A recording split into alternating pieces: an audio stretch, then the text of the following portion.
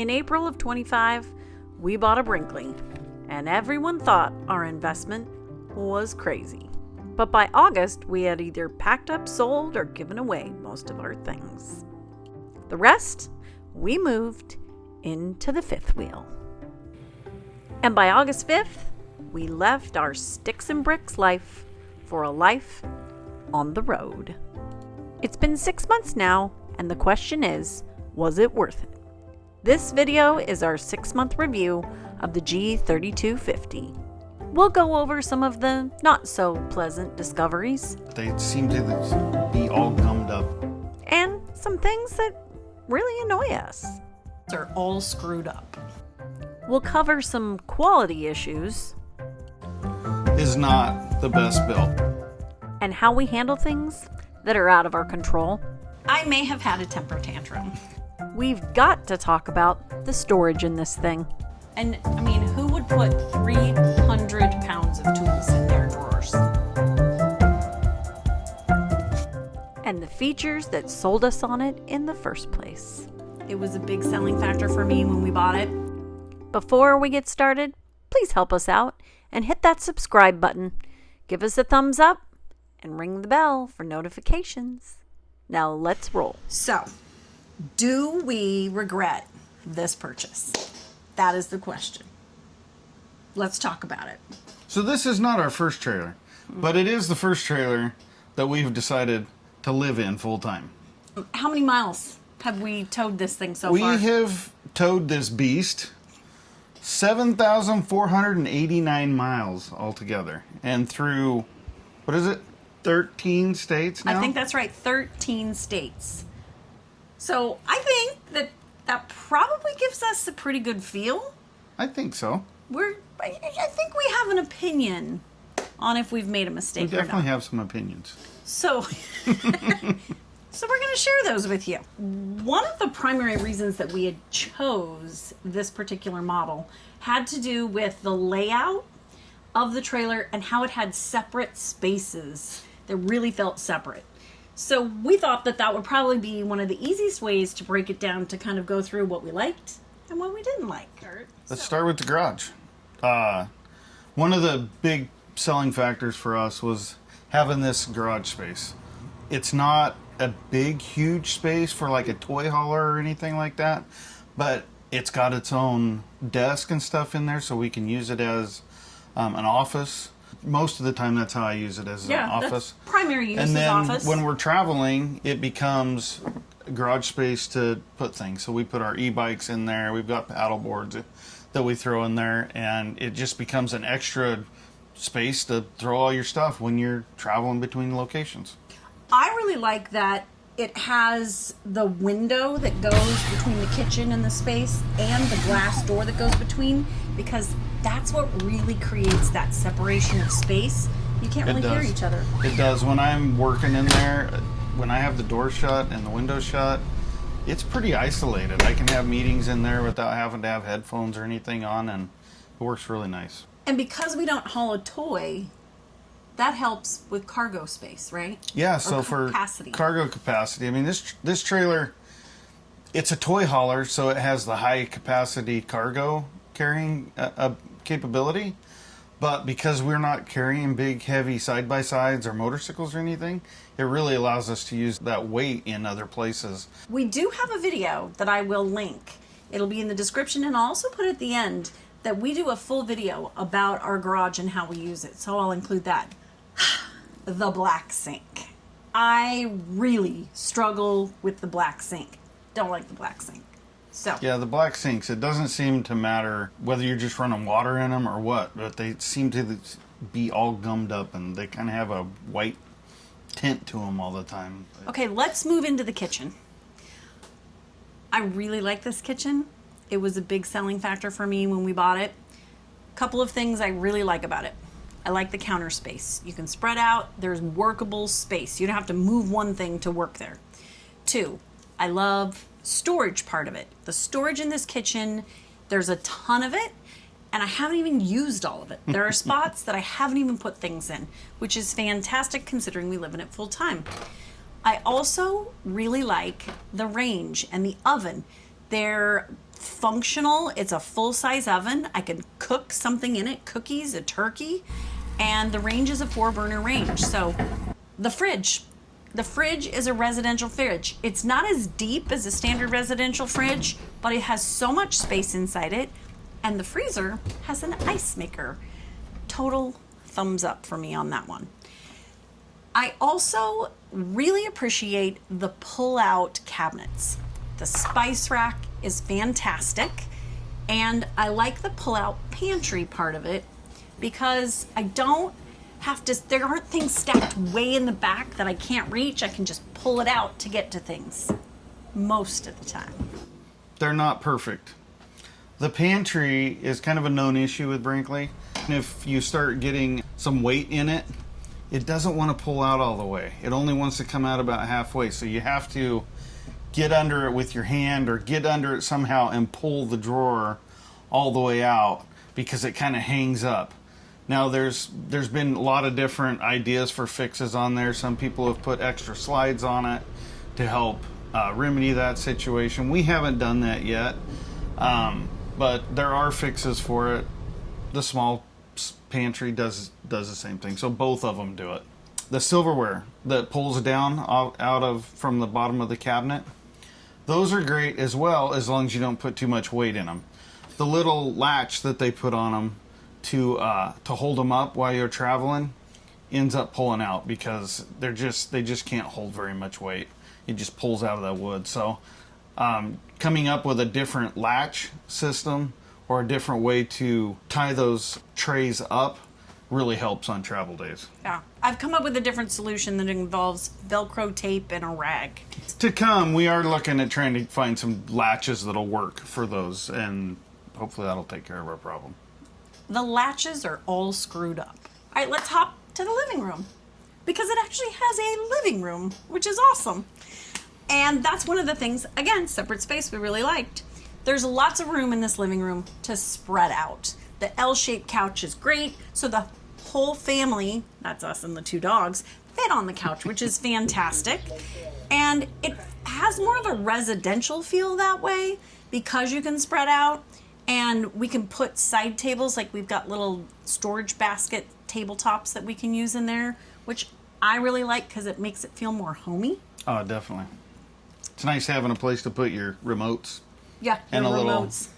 A glass of water. A little toddy for the, if you need one. And a glass of water. And a glass of water. And it's really fairly comfortable. Now, I don't know the durability of this or how long it's going to last. We haven't had any problems yet. Overall, we really like it. Even the really gargantuan TV has been nice. Yeah, I thought the TV was going to be too big for the space, but I find that once I'm watching football, it's just fine. It's fine. It could be bigger. Good God, no. We'd have to sit on the kitchen sink. I really appreciate that Brinkley put a lot of effort into utilizing all of the space for storage. It's just the cabinets that are above and below the television are real narrow. It's hard to find things that'll actually fit in there. We thought Steve's Xbox was going to fit up above. It's too fat. Nada. Yeah. And the shelves up above? We're too short to use the space up there. So unless we get out the step stool, we couldn't even put anything up there. It's just kind of a pain in the butt. There's really just not a lot of items that fit in that. The dinette. The dinette is Kelly's place of work, typically, where she does her stuff. So for me, I like the desk. What do you think? I like that it, again, feels separate from the rest. Kind of it has a little separation from everything. It gives me plenty of room to work. And we can still use the table. We can pull it out and we can sit on either side if we want. Here's our one negative for the dinette. When it travels, even though it has a latch that goes in place that's supposed to hold it, you still need to put a towel between the edge of the desk and the wall where the fridge is on because it will rub the paint off there. That's what we found. Let's talk about the bathroom. I think it's a pretty great bathroom for an RV. It can be difficult bathroom space, especially when you've had a dual sink or multiple bathroom home in the past. Yeah. The bathroom is really pretty functional, I have to say. Amazing amount of storage. They have put storage all over. Again, pull-outs. The bathroom pullout seems to work better than the ones in the kitchen, and I think that's because it's not as big, it's not as tall. Love the pullout in the bathroom. Also love that there's 4 drawers in the bathroom. Drawers are a must in a bathroom. Now, here's a funny one. I like the toilet paper holder. Brinkley has set up a magnetic system so it travels in one position next to the toilet, but then you can pop it off that magnet and you can put your toilet paper holder wherever you want. So instead of it being mounted to like a back of a door or in a weird, like you're like doing the contortion to try to get to the toilet paper roll when you really need it. It's not in the way of your prime pooping position. No, not in the way of your prime pooping position. However, the shower tower is not the best built. So if you're familiar with the shower, it has the overhead, and then it has the wand, and then it has the little jets that come out. That thing is not built very strong at all. So far, we've already had to replace the little piece that comes out for the wand. It was so loose, and it was getting water inside of that, and we had to take the whole shower tower off to find out that it had a plastic nut on the back of that little thing that was broke. So we put a metal one on it, slapped it back up, put a bunch of silicone in it, got it all back up there, and now the top shower piece is loose. And I'm guessing it's probably the same sort of issue, is that it's probably got a plastic nut on the back of it, and we're going to have to figure out a way to fix that or tighten it up some way. And I don't know if that's just a Brinkley model shower tower or if it's by a particular brand that's across a bunch of... I think that they put that in a lot of different models. It just happens to be Brinkley's signature one that they put in all their G's, I believe. Yeah. So, but yeah, could be a little bit better quality for sure. Yeah, definitely. And I will put a link in the description to the video where we did repair that shower if you want to know how we did that. Another thing I do not like is the 3 glass panel door track. It's nasty. That is disgusting. Not a fan. It's ugh. And the black sink. See, I'm always complaining about the cleaning stuff. Isn't that funny? Yeah, again, the black sink Those in there. black sinks, they're beautiful before you use them. Rolling into the bedroom, people. Here we go. I like that the slide goes, it's east-west, which I think all G models are. I like that the slide goes out far enough that there's enough space at the end of the bed that you can actually move around, fold laundry, put things away, change your clothes, put on your shoes, do jumping jacks, right? A little yoga in the bedroom, right? Steve does yoga every morning. Oh yeah, I'm a big yoga fan. So I do like that. I love that the washer dryer hookup is up there. I know not everybody wants to have a washer and dryer in their bedroom. We could have put the washer and dryer in the garage, but Steve would not have had room for his knees to go under his desk. You still have quite a bit of storage up there. It's got enough storage, enough places to put our clothes, and we haven't really had any issue with that. The only complaint I would have about the bedroom, I think, is the drapes right by the bed. I don't know why they didn't put the shades in there like they did in the rest of the coach. So these new fancy fandangled rigs come with a lot of electronics in them. Yeah. And we have an early 25 Yeah, an early model 25. G, and it has the one-touch system in it, which controls lights, air conditioners, jacks, awnings. Slide. It runs everything. There are some manual switches that you can run things with as well. A lot of the lights and stuff you can't use if your one touch is not working. Everybody doesn't like it just because it's slow. When you try to tap on it, it takes forever. There is an app that works with your phone that worked great for 3 or 4 months. 5 months. We never had an issue with it, and then they did an update, and boom, now we've had like on and off issues with it. You call Brinkley, they're good to work with, and they'll help you, and they'll walk you through getting it reconnected. The problem is they always want to reboot the system. You know, you got to go out and unplug power and turn off all the connections and do all that, and it's not convenient, to say the least. But also, 2 things. One, we understand that's not a Brinkley product. It's actually, I believe, a Lippert product.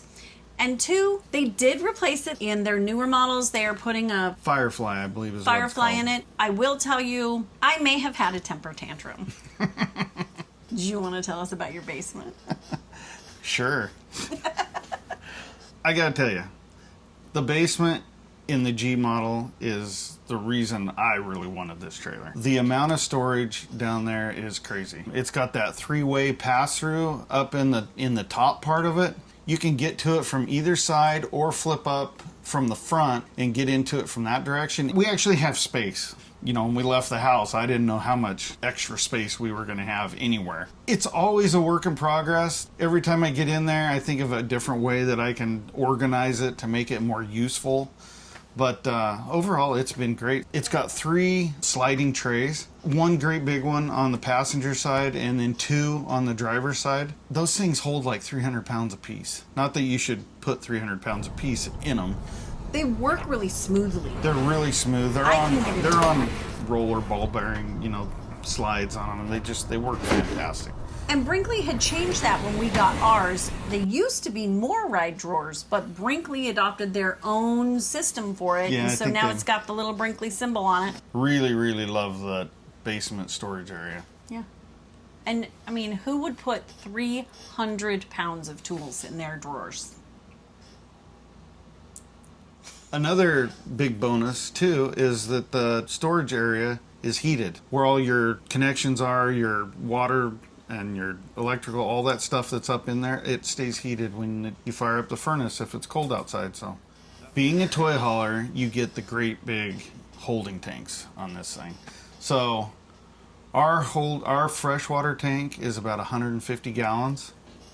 The gray tank, first gray tank is 104 gallons. And then you get another holding tank in the back for the sink. The rear of the coach has another 52 gallon tank. And then your black tank's 52 gallons. So lots of capacity. So if you're going to be off grid for a while, you should be in good shape. We can go 7 days pretty easily on the tanks that are available to us. Yeah. So the one thing we still haven't touched on is the fit and finish of this rig. The finish work in this trailer is top notch.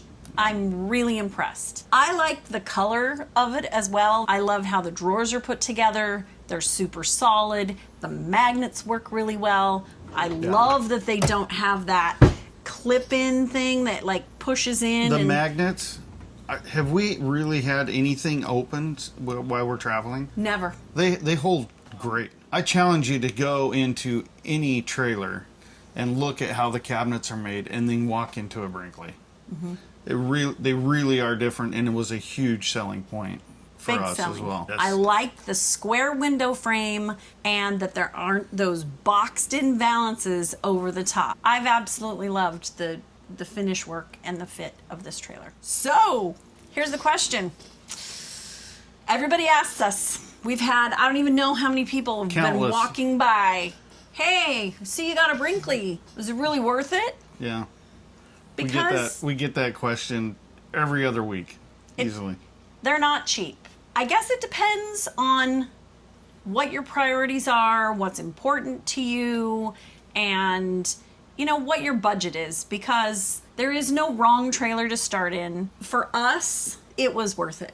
Yeah, I would agree. It was worth it. It is more expensive, and believe me when I say I fret and stewed about the extra cost of going with a Brinkley versus other brands, but when it come right down to it, and I knew we were going to be living in it, I didn't want to have to work on it all the time. And I believe that Brinkley's put together a product here that we don't have to work on it all the time. Zero regrets. Oh wait, I have one regret.